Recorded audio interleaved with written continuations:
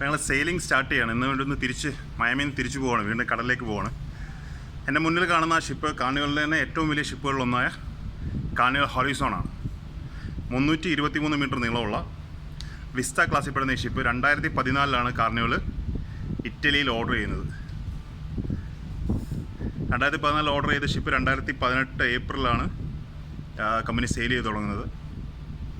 അപ്പോൾ കാർണിവലിൻ്റെ ഏറ്റവും വലിയ ഷിപ്പുകളിലൊന്നാണ് ആ കിടക്കുന്നത്. ഇത് പോർട്ടിൽ നിന്ന് എടുത്തിട്ട് 2 മിനിറ്റ് ആവുന്നുള്ളൂ. റൂമിൽ നിന്ന് ഓടി വന്നപ്പോഴത്തേന് അതെനിക്ക് ക്ലിയറായിട്ട് കിട്ടിയില്ല അവിടെ നിന്ന് ഇങ്ങോട്ട് മൂവ് ചെയ്യുന്നത്.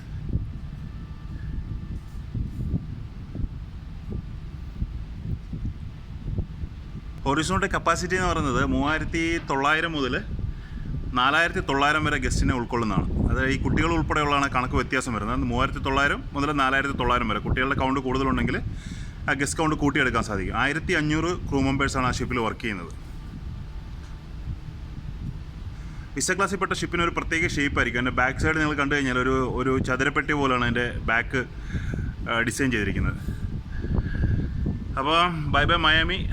നല്ല മഴക്കോളുണ്ട് ഇവിടെ. ചില ദിവസങ്ങളൊക്കെ ഇങ്ങനെയാണ്, മഴ ഇങ്ങനെ ചെറിയ ചാറ്റിലൊക്കെ ആയിട്ട് നിൽക്കുക. എന്തായാലും ഒരു 3-4 ഷിപ്പ് നമുക്കിന്ന് പുതിയത് കിട്ടുമെന്ന് പ്രതീക്ഷിക്കുന്നു. എന്തായാലും അവിടെ എത്തിയിട്ട് ഞാൻ ബാക്കി വീഡിയോ ഷൂട്ട് ചെയ്യാം. ആ ഒരു ഞാനിപ്പോൾ പോയിൻ്റ് ചെയ്തിരിക്കുന്ന എൻട്രൻസിൽ കൂടെയൊക്കെ എത്ര തവണ മയാമി ഡൗൺ ടൗണിലോട്ട് പോയതാണ്. എല്ലാ മയാമി വരുമ്പോഴും ആദ്യത്തെ 4 പേരിൽ ഒരാൾ ഞാനായിരിക്കും പുറത്തിറക്കാൻ വേണ്ടിയിട്ടുള്ളത്. 6 വഴിയൊക്കെ പുറത്തോട്ട് പോയ വഴികളാണ് ഇപ്പോൾ കാണുന്നത്. ഇനി എന്ന് പുറത്തിറങ്ങാനാ? ഇതാ നമ്മുടെ ഹൊറൈസൺ ഇങ്ങനെ അടുത്തുകൊണ്ടിരിക്കുന്നു. ഇതിലും വലിയൊരു ഷിപ്പ് പണിപ്പുരയിലായിരുന്നു. വലിയൊരു ഷിപ്പ് പണിതുകൊണ്ടിരിക്കുകയായിരുന്നു. ഈ വർഷം പകുതിയോടുകൂടി ഇറക്കാനുള്ള പ്ലാനിലായിരുന്നു. പക്ഷേ ഇനിയും അത് താമസം എടുക്കുമെന്നാണ് എനിക്ക് തോന്നുന്നത്. ഇതിൽ കൂടുതൽ കപ്പാസിറ്റി ഉള്ള ഷിപ്പാണ്.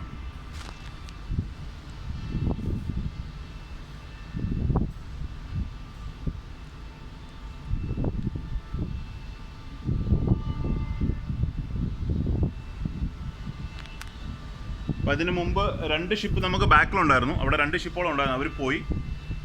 ഇനി ഇന്നലെ കണ്ട 1-2 ഷിപ്പുകൾ ഇവിടെ നിർത്തിയിട്ടുണ്ട്. ഇത് ഇന്നോ നാളെ മറ്റേ ഇവിടുന്ന് പോകും. കാരണം ഇന്ന് സൈൻ ഓഫ് ഉണ്ടായിരുന്നു. ഇന്ന് ഏകദേശം 155ഓളം ക്രൂ മെമ്പേഴ്സ്, ഫിലിപ്പിനോസും കുറച്ച് ഇന്തോനേഷ്യയും അടുത്ത് 155ഓളം ക്രൂ മെമ്പേഴ്സ് ഇന്ന് ചാർട്ടർ ഫ്ലൈറ്റിൽ നാട്ടിലേക്ക് പോയിട്ടുണ്ട്. അവിടെ രാജ്യങ്ങൾ സീമാൻസിനെ തിരിച്ചു വിളിക്കുകയാണ്. അപ്പം അതുകൊണ്ട് അവരെ ഈസി ആയിട്ട് ഇവിടുന്ന് വിടാൻ സാധിക്കും. അവരുടെ രാജ്യങ്ങൾ തന്നെ തിരിച്ചു വിളിക്കുകയാണ്. ഞങ്ങളിപ്പോൾ കാണുന്നതാണ് കാർണിവലിൻ്റെ തന്നെ ഏറ്റവും വലിയ ഷിപ്പുകളിലൊന്ന്, വിസ്റ്റ ക്ലാസ്സിൽപ്പെട്ട കാർണിവൽ ഹൊറൈസൺ.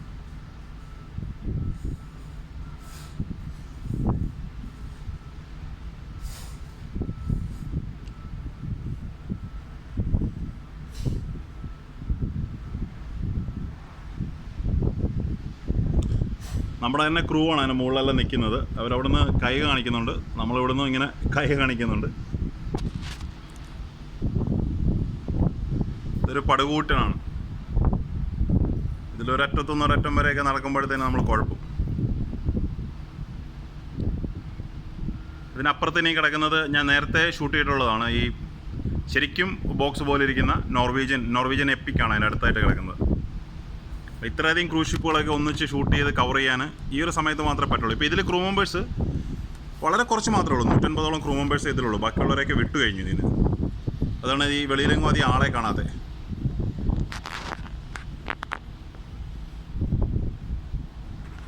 ഫയർ പെട്രോളിന് 1-2 പേര് അവിടെ റെഡ് ഡ്രസ് ഇട്ട് നിൽക്കുന്ന ഫയർ പെട്രോളിൻ്റെ ആൾക്കാരാണ്. കാണാൻ പറ്റുന്നുണ്ടോ എന്ന് പ്രതീക്ഷിക്കുന്നു.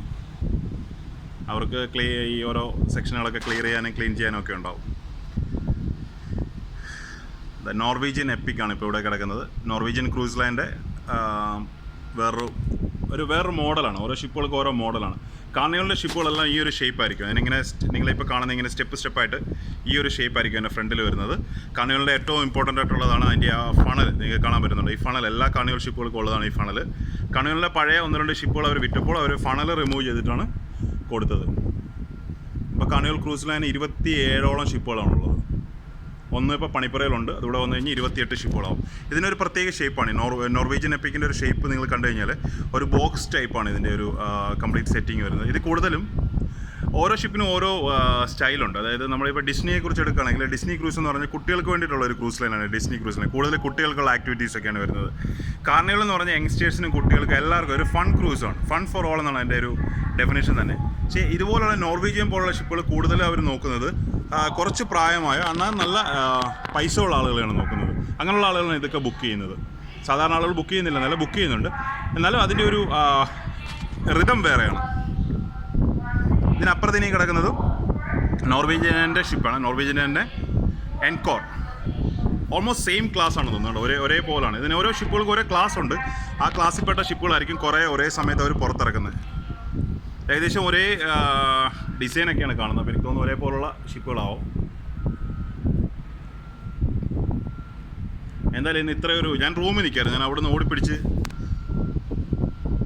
ചാടിപ്പിടിച്ച് വന്നതാണ്.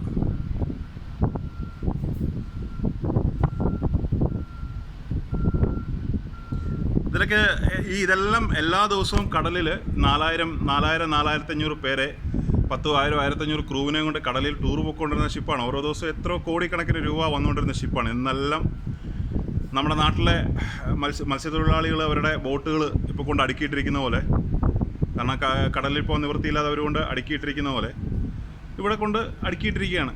ഉള്ളത്രയും സ്ഥലങ്ങളെ അടുക്കിയിട്ടിരിക്കുകയാണ്. കാരണം ഓരോ ഷിപ്പുകൾക്കും ഓരോ പോർട്ടുണ്ട്. അതായത് ABCD എന്ന് പറഞ്ഞിട്ട് ഓരോ നമ്പറുണ്ട്. അവിടെ മാത്രമേ കൊണ്ടിടാൻ പറ്റുള്ളൂ. അപ്പോൾ അതുകൊണ്ടാണ് എല്ലാവരും ഇവിടെ വരാത്തത്. ഇപ്പോൾ ഞങ്ങൾ കടലിൽ പോകുന്നതിൻ്റെ ഉദ്ദേശം തന്നെ ഞങ്ങൾ നിന്ന ആ ഒരു ഏരിയയിൽ വേറെ ഏതെങ്കിലും ഒരു ഷിപ്പ് ഇന്ന് ഉച്ച കഴിഞ്ഞിട്ട് വന്ന് ഡോക്ക് ചെയ്യും. അവർ 2 ദിവസം ഇവിടെ കാണും. അവർക്ക് ആവശ്യമുള്ള സാധനങ്ങൾ കയറ്റാനും ഒക്കെ ആയിട്ട് 2 ദിവസം ഇവിടെ കാണും. അപ്പോൾ അതിന് വേണ്ടിയിട്ടാണ് ഞങ്ങൾക്ക് ഇവിടുന്ന് മാറേണ്ടതായിട്ട് വരുന്നത്. അപ്പോൾ അതുപോലെ ഇവരും ഇവരുടെ ഭക്ഷണ സാധനങ്ങളോ അങ്ങനെയുള്ളത് കയറ്റിയോ സൈൻ ഓഫ് ആയിട്ടുള്ള ആൾക്കാരെയൊക്കെ വിട്ട് കഴിഞ്ഞാൽ വീണ്ടും ഈ ഷിപ്പ് ഇവിടുന്ന് മൂവ് ചെയ്യിച്ച് കൊടുക്കണം.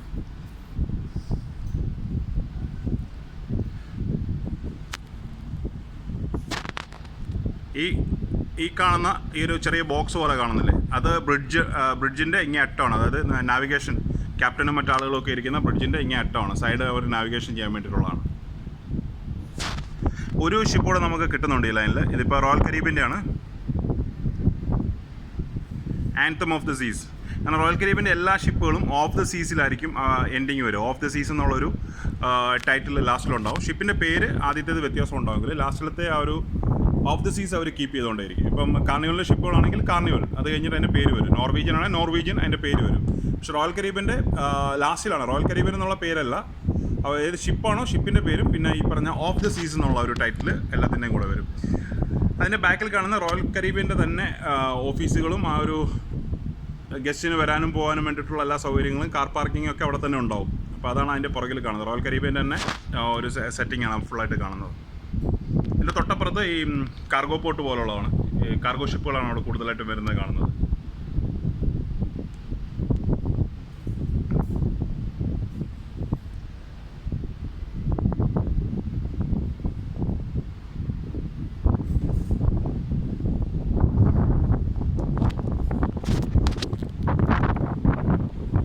ഞാൻ പണ്ട് ഇവിടെ ജോയിൻ ചെയ്യുമ്പോൾ ഇങ്ങനെ ഒരു ഫോട്ടോ കണ്ടിട്ടുണ്ട്. ഏകദേശം 7ഓളം ക്രൂസ് ഷിപ്പുകൾ ഒരേപോലെ നിർത്തിയിട്ടിരിക്കുന്ന, എന്നിട്ട് അതിൻ്റെ ഒരു ഫോട്ടോ സാധാരണ അങ്ങനെ കിട്ടാറില്ല.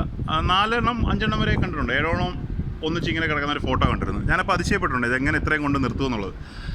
ഇന്നിപ്പോൾ നിങ്ങൾ നോക്കിക്കഴിഞ്ഞാൽ 1, 2, 3, 4, ഞങ്ങളൊന്ന് 5, ഇതിന് പുറകിൽ 2 ഉണ്ടായിരുന്നു. 7ഓളം ഷിപ്പുകൾ ഇവിടെ ഉണ്ടായിരുന്നു.